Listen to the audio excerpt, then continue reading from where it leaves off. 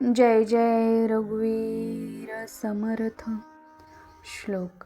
बहुशापिता कष्टला अंबऋषी, तयाचे स्वये श्रीहरी जन्मसोशी, दिला क्षीर सिंधू त्या उपमानी, नुपेक्षी कदा देव भक्ताभिमानी।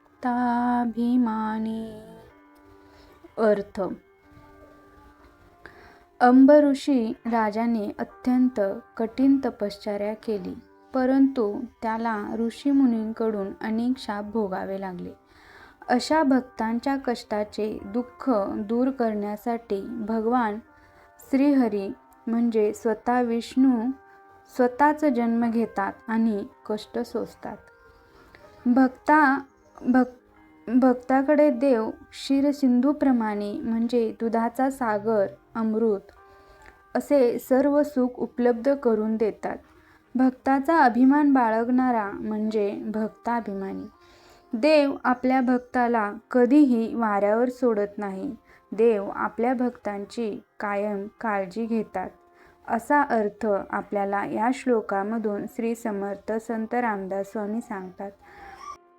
अंबऋषी राजा हे सूर्यवंश कुळातील इक्ष्वाकू वंशातील होते. ते धार्मिक होते आणि श्रद्धानिष्ठ होते. एकदा काय झालं, अंबरीश ऋषी राजांच्या घरी दुर्वास ऋषी आले होते आणि त्यावेळी एकादशीचे व्रत होते. असे असतानाच दुर्वास ऋषी अंघोळीसाठी नदीवर गेले आणि तिकडे त्यांना उशीर झाला.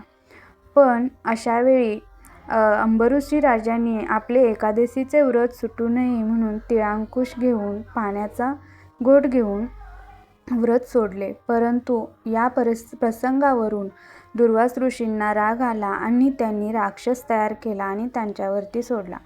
परंतु त्यांच्या संरक्षणासाठी श्रीकृष्णांनी ठेवलेले सुदर्शन चक्र लगेच त्यांच्या पाठीमागे लागले आणि राक्षसाचा वध करून ते दुर्वास ऋषीच्या पाठीमागे लागले.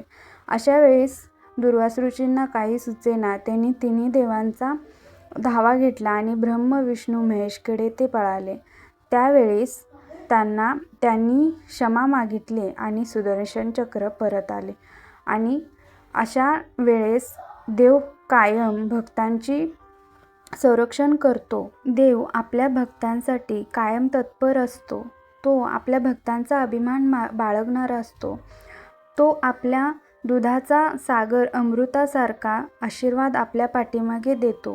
म्हणून आपण कधीही न चुकता देवाची भक्ती करावी, परमेश्वराची आराधना करावी, असं आपल्याला सांगितलेलं आहे.